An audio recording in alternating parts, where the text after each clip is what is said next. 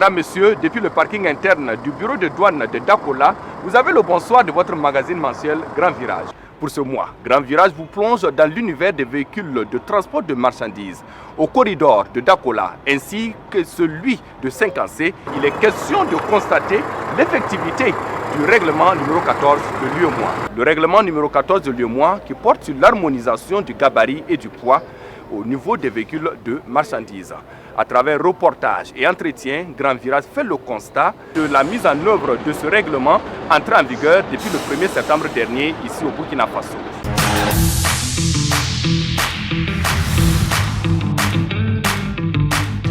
Dans le reportage qui va suivre, il est question de faire un constat sur le terrain au niveau de deux entrées terrestres du Burkina Faso, environ 3 mois après l'entrée en vigueur du règlement numéro 14 de l'UEMOA ici au Burkina Faso. Pour ce faire, l'équipe de Grand Virage s'est rendue à Dakola et à Saint-Cancé, deux entrées terrestres au niveau du Burkina Faso.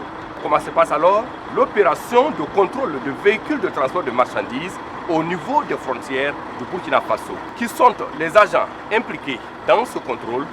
Élément de réponse dans ce reportage.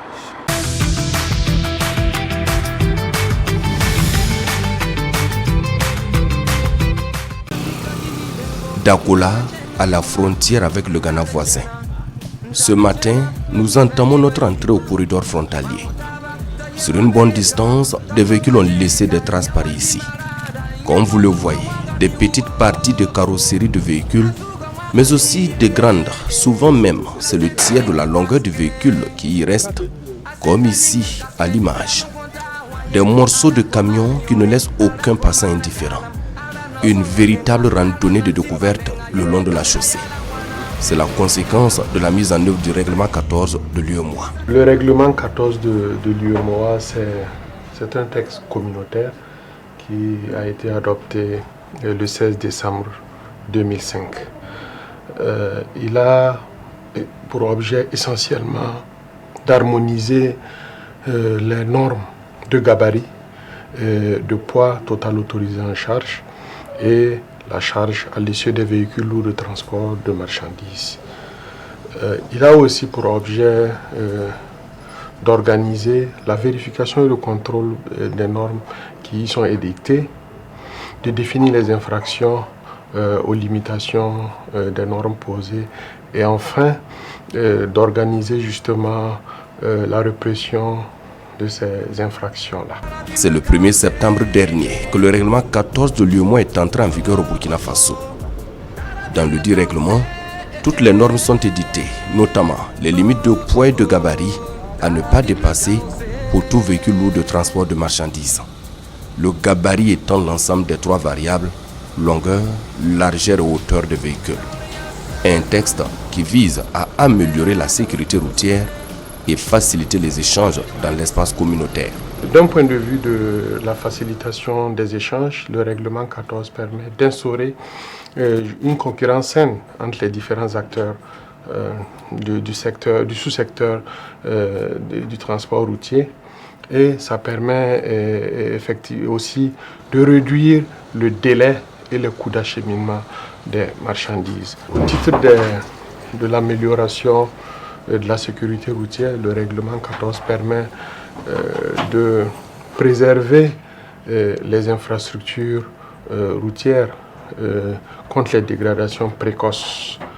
Donc, ce qui permet du même coup de réduire le coût d'entretien des routes. Deuxièmement, il permet aussi de réduire le coût d'exploitation des véhicules lourds de transport de marchandises et à leur garantir ainsi une plus grande durée de vie. Et enfin, il permet de réduire, de sauver des vies dues en tout cas aux accidents dans lesquels sont impliqués les véhicules lourds de transport de marchandises. Généralement, les accidents dans lesquels sont impliqués ces catégories de véhicules-là, c'est des accidents soit graves, soit mortels. Avant la mise en œuvre de cette mesure, les accidents étaient fréquents. Quand il dit les accidents étaient fréquents, même il y avait des accidents aussi au niveau du parking, à l'intérieur du parking.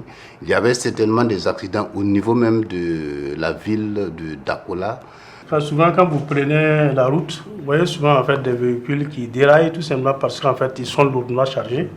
Voilà. Et quand c'est comme ça, c'est dangereux pour tout le monde. La marchandise n'est pas sécurisée, même ceux qui le transportent ne sont pas en sécurité. Et aussi, voilà, il faut prendre des risques aux citoyens. En la matière, les camions hors normes ont endeuillé beaucoup de familles et ce ne sont pas les populations riveraines des grands axes qui diront le contraire. Aruna Ayou, cet habitant de Dakola, se souvient encore d'un accident qui a coûté la vie à un jeune homme en août dernier. Il y a beaucoup de camions dus à sa largeur et à sa longueur qui dépassent les normes. Il y a beaucoup qui tombent en douane et qui tuent des gens. Tout dernièrement, ça a tué, puis ça a tué, et c'est tombé, puis ça a tué un jeune vers la police là. Puis hier même, on était en train de réparer une autre derrière là. Il y a une autre qui voulait tomber là-bas. Bon, et puis aussi, il y a le goudron aussi. La surcharge fait, puis bon, ça dégrade le goudron. À cause de ça, il peut y avoir des accidents même. Quand tu montes sur la bosse, tu tombes, bon, les blessures peuvent être graves. Le véhicule est resté ici tombé, atteindre mes matériels de soudure là. Quand il a cassé ça, monsieur il est parti. Il a demandé mon power bank. Bon, je peux dire que c'est après ça que j'ai payé ça là. Et quand il est parti à Ouagadougou, je l'ai appelé en temps, il a insulté ma maman. Bon. Maintenant, s'il faut rendre visite rendre service à quelqu'un, bon, qui vient t'insulter, ta maman qui est morte plus de 30 ans, bon. Donc pour dire que bon, couper les véhicules, ça nous arrange tous. Bon, pas côté argent d'abord, mais pour notre sécurité, nos femmes, nos enfants sont sur la route. Sur le terrain du contrôle, plusieurs agents sont à la tâche. À l'arrivée du véhicule, l'on procède aux mesures. Longueur, largeur et hauteur par-ci, prise de poids par-là. Un travail qui incombe aux équipes de l'Office national de la sécurité routière, déployées à chaque entrée terrestre du pays. C'est un travail qui est fait en amont, avant toute procédure de douane. Pour l'administration des douanes, l'application du règlement 14 de l'UEMOA est salutaire et déjà, les résultats sont palpables à leur niveau. Il y avait beaucoup de difficultés que l'administration des douanes particulièrement rencontrée avec ces camions hors normes parce que les opérateurs économiques dépotaient leurs marchandises certainement au niveau du port et lorsque les marchandises arrivaient au niveau de l'administration des douanes, il y avait des difficultés notamment au niveau de l'appréciation non seulement des éléments et aussi des éléments sur la valeur et aussi en matière de recouvrement optimal des recettes. Quand vous prenez les conteneurs, ce sont des marchandises qui sont sécurisées. Voilà. Et même les véhicules qu'ils ont transformés pour s'adapter, les petits véhicules, ne peuvent plus prendre en fait un grand volume de marchandises. Et tout cela nous aide parce que déjà quand vous voulez passer en fait ces véhicules-là au scanner, c'est beaucoup plus facile. Voilà. C'est-à-dire que ça nous permet en fait d'apprécier sereinement en fait les éléments de la taxation.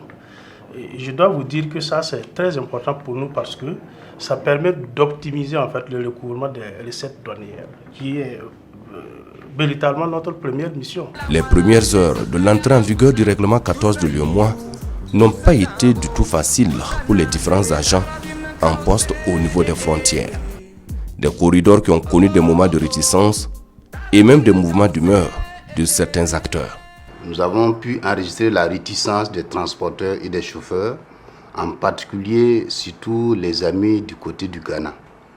Ce qui a certainement engendré un embouteillage sans précédent au niveau de la plateforme de Dakola. On a pu aussi noter un mouvement d'humeur des transporteurs qui certainement étaient vite circonscrits avec la bonne collaboration et la sensibilisation que nous avons menée avec tous les acteurs au niveau de la plateforme. Cette mesure-là, elle est la bienvenue. Elle est la bienvenue. Et ceux qui sont encore réticents à douter en fait de son importance, n'ont qu'à se comprendre qu'avec le temps, ils comprendront en fait pourquoi, au vu des résultats, pourquoi la mesure a été adoptée. Voilà. Notre souhait est que tous les pays de l'espace l'adoptent. Justement, c'est un pari gagné pour le Burkina Faso qui se conforme à un règlement communautaire adopté depuis 2005. Et quand on jette un coup d'œil dans le rétroviseur, depuis l'adoption du règlement, plusieurs tentatives d'application sont restées vaines ici au Burkina Faso. Et en attendant que tous les pays membres de l'UEMOA appliquent le règlement 14, au Burkina Faso, tous les véhicules lourds de transport de marchandises hors normes sont taillés.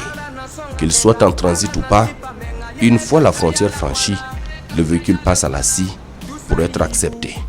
Comme quoi, au grand mot les grands remèdes, pour saluer la rigueur du pouvoir de Ouagadougou dans l'application du règlement 14 de l'UEMOA, qui après 20 ans peine encore à trouver son chemin dans plusieurs pays de l'espace. Après le terrain, place à présent le volet entretien de votre magazine mensuel Le Grand Virage. Pour aller donc plus en profondeur sur la question du règlement numéro 14 de l'UEMOA, Grand Virage reçoit pour vous le commissaire principal de police Wenlandeba Moïse Ouedraogo. Monsieur Ouedraogo est le directeur des opérations de l'évaluation à l'ONASER.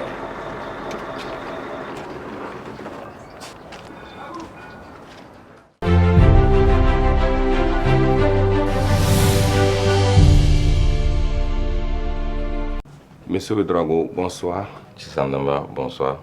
Merci de nous recevoir pour l'entretien de Grand Virage du 1er septembre 2025, c'est-à-dire la date d'entrée en vigueur du règlement numéro 14 de l'UEMOA Burkina Faso à nos jours. Quel est le locaux qui vous revient? Comme vous le savez, depuis le 1er septembre 2025, c'est l'application effective du règlement 14 au niveau du Burkina Faso. Bien sûr, sous les instructions des premières autorités, en tout cas du ministère de la Sécurité. Et depuis lors, nous sommes en plein pied. Et en tant qu'opérationnel, ce que je peux vous dire, c'est qu'au départ, il y a effectivement quelques grincements dedans. Mais aujourd'hui, la plupart des acteurs sont arrivés, en tout cas, à se convaincre que cette application était nécessaire et à tout point de vue. Et non seulement en termes de sécurité routière, ça évite beaucoup les comportements à risque, les encombrements de la voie. Vous avez des véhicules souvent que vous avez des difficultés pour dépasser. Et il y a aussi la dégradation de nos voies, ce que ça entraînait. Et donc la plupart des acteurs sont aujourd'hui convaincus que, en tout cas, il fallait appliquer cette réglementation-là au bénéfice de tous. Oui, en la matière, quelles sont les stratégies ainsi que les moyens financiers et humains que vous avez mis en place pour l'application du règlement? En ce qui concerne la stratégie, et vous savez que tout commence par la volonté politique. Donc, je puis vous dire qu'on a eu une volonté politique affichée au niveau du ministère de la Sécurité. Et si vous vous souvenez, le ministre de la Sécurité est sorti le 1er août et en personne et a conduit une délégation qui est partie jusqu'à Saint-Cancé, constater et rappeler aux acteurs qu'on allait effectivement appliquer cette réglementation-là. Et donc, depuis lors, les instructions sont restées de façon ferme et les orientations assez claires. Donc, c'est d'abord le premier atout. Et ensuite, on a mobilisé tous les acteurs et en impliquant et en faisant comprendre aux acteurs, c'est-à-dire les transporteurs, et vous avez les chauffeurs, vous avez les transitaires, vous avez d'autres acteurs qui, au niveau de l'administration également, qu'au niveau du privé, ont été associés. Et au niveau de l'ONASER, on a essayé de mobiliser en tout cas nos hommes, et avec l'appui des structures de contrôle que sont la CONACFP. Et vous avez aussi les inspections techniques de services. Tous ces acteurs-là ont été engagés et avec des instructions de faire respecter la réglementation. Et donc, toute défaillance ou toute faille, en tout cas, systématiquement réprimée. Donc, cela a fait que on a réussi en tout cas à faire appliquer ce règlement-là. Au jour d'aujourd'hui, quel est le nombre? Est-ce que vous avez un nombre exact de véhicules hors normes qui se sont conformés à la réglementation? Il faut se dire que beaucoup ne croyaient pas au départ. Les gens se disaient que encore c'est du bluff. Comme vous le savez, depuis 2005, on n'arrive pas à mettre en application ce règlement-là. Dans certains pays, c'est partiellement à la mise en application. Mais ici, les autorités ont donné des consignes claires. Donc, ce qui fait que l'ONASER, qui a été en tout cas commis à l'application des consignes, est resté mobilisé 24 heures sur 24, de nuit comme de jour, afin que les instructions venant des autorités puissent être respectées, rentrant dans le cadre de l'application de cette réglementation. En la matière, quelles sont les difficultés auxquelles vous êtes heurtés dans l'application de ce règlement? Ces genre de choses, on ne peut pas les réussir sans difficulté. Bien sûr qu'il y a assez de difficultés, mais elles ont, pour la plupart du temps, été surmontées. Ces difficultés-là, et il y a aussi, je peux dire, il y a l'entêtement de certains acteurs. On peut aussi dire que peut-être certains acteurs à l'interne aussi peuvent aussi avoir des comportements qui peuvent ne pas aller dans le sens de faire appliquer la réglementation. Mais quand c'est comme ça, la sanction est systématique entre nous, agents, il n'y a pas de problème. Maintenant, il faut dire aussi que beaucoup d'acteurs pensaient que c'était, comme je l'ai dit au départ, c'était vraiment du bluff. Et donc, les gens passaient leur temps à penser, à pouvoir trouver des astuces pour contourner nos postes ou bien pour contourner la réglementation. Un véhicule, puisque la hauteur c'est 4 mètres maximum pour tous les véhicules transportant des marchandises, et quelqu'un qui peut décharger dans un poste et puis après il se fait transporter par d'autres véhicules et arriver, il dépasse le poste de contrôle et il remet le chargement à un niveau qui dépasse la norme de l'UEMOA qui est 4 mètres pour la hauteur. Donc systématiquement, s'il est pris, et voilà, il subit la rigueur de la loi. Donc on a eu au départ des gens qui ont pensé qu'ils pouvaient toujours se jouer, en tout cas de nous. Comme je l'ai dit, si c'est à l'interne qu'on a constaté que la défaillance vient de chez nous, il n'y a pas de problème, on procède à des sanctions systématiques. Donc c'est vraiment ça qu'on a eu comme problème au départ. Vous avez aussi l'encombrement des parkings. À un certain moment, les premiers jours, on a arrêté un certain nombre de véhicules et souvent on a l'encombrement des parkings qui peuvent être source d'accidents ou d'autres difficultés. Il y a aussi que dans certaines circonstances, vous avez des produits qui sont des produits toxiques qu'on ne peut pas manipuler.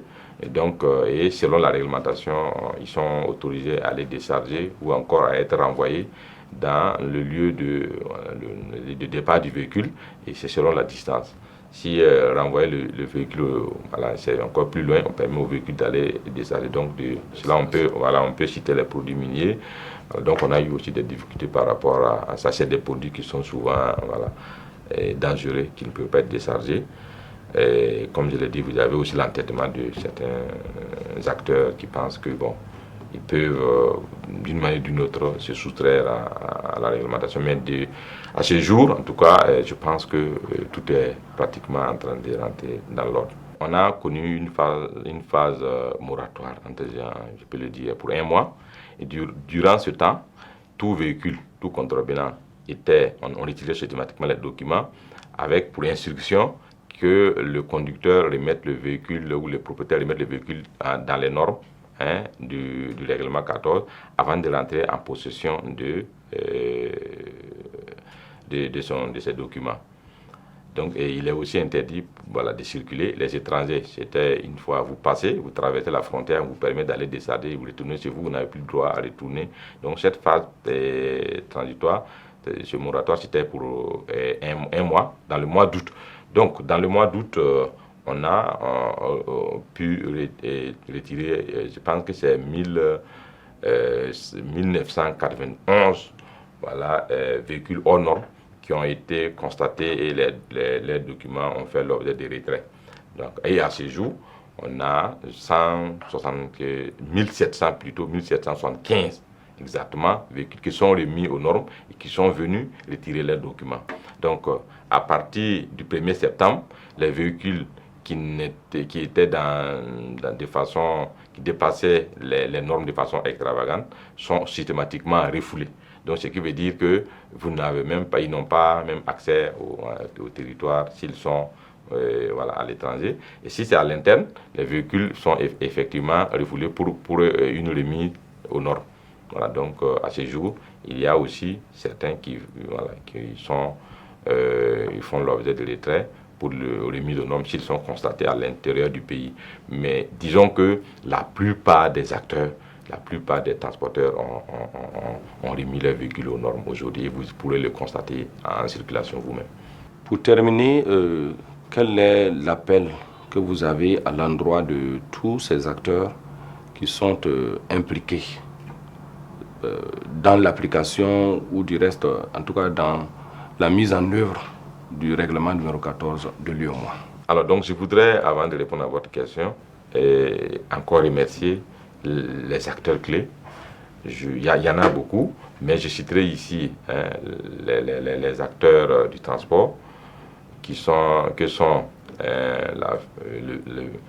la Fédération unique des transporteurs routiers qu'on appelle FITRV. Vous avez la FETER unique, voilà, des transporteurs routiers du Burkina, FITRV. Vous avez l'Union des chauffeurs routiers du Burkina, l'UCRV. Vous avez le CODE, l'Organisation pour la célérité des opérations douanières, avec qui nous travaillons, parce que vous savez souvent que si les structures ne se comprennent pas, c'est souvent difficile. Donc tous ces acteurs-là, en tout cas, ont œuvré, ont montré en tout cas la volonté que le règlement puisse être appliqué. C'est comme si tout un chacun se disait que finalement il va falloir qu'on applique pour qu'on puisse avoir la quiétude, quoi. Donc on a d'autres acteurs étatiques, CBC, je vais parler plutôt de CCVA. C'est vrai qu'il y a CCV également, CCVA, CBC, il y a tous ces acteurs-là en tout cas qui nous ont accompagnés. Alors, l'appel que j'ai à lancer, c'est vraiment inviter les acteurs du transport à se mettre dans le respect de ce règlement-là. Plus on respecte le règlement, moins on a des soucis. Et je voudrais dire aussi que à tous ceux qui pensent toujours peut-être pouvoir contourner les mesures qui sont prises ou encore les mesures qui sont mises sur le terrain pour pouvoir rendre effective l'application de ce règlement-là, on voudrait en tout cas les inviter en tout cas à revenir à la raison et se dire qu'ils ont tous intérêt à respecter ce règlement-là. Parce que si on sent vraiment qu'il y a de façon manifeste des gens qui ne veulent pas le faire, et ça va être à leur dépens que la loi va toujours s'appliquer. Et dire que le ministère en charge de la sécurité tient à ce que ce règlement soit appliqué et l'ONACER accompagne et l'ONACER exécute des instructions fermes qui viennent qui ont été données et que sur le terrain on essaie de surveiller, d'observer par tous les moyens afin que le règlement puisse être effectif au niveau du Burkina. Donc c'est vraiment les inviter chacun à rentrer dans le respect des dispositifs de ce règlement-là pour qu'on puisse en tout cas tous tirer parti parce qu'à la fin tout le monde y gagne.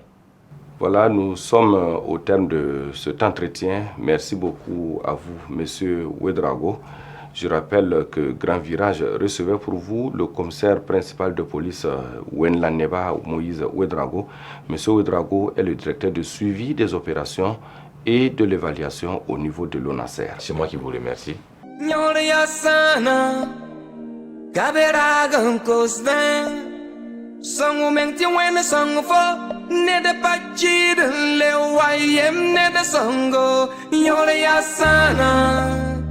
Gaberagan Costen, some moment when the song for Nede Pachidan Lewayem Nede Songo, Mamika Yibebo, Nanjena Tuma, Ntala Chena, Mamina Neba Yibu, Pangotaba, Tayewa Beka, Tatowa Jeka, Nyawazi Marada, Nyawazuga Wagami, Azuga Wagami, la senda ninga kaske ragu konta waye ala komana yore ala komana kalam ala na songa menga ala na tipa menga ye kaska yala wana tusa ibu tusa tabo tusa nase tarabim kause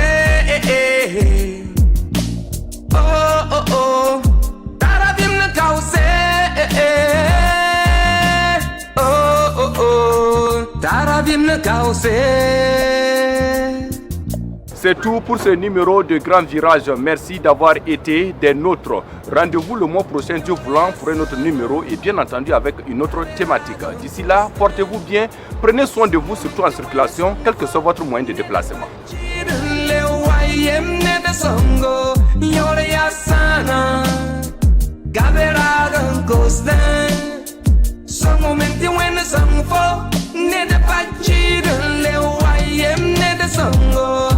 Le port de casque est un moyen efficace de réduire les blessures.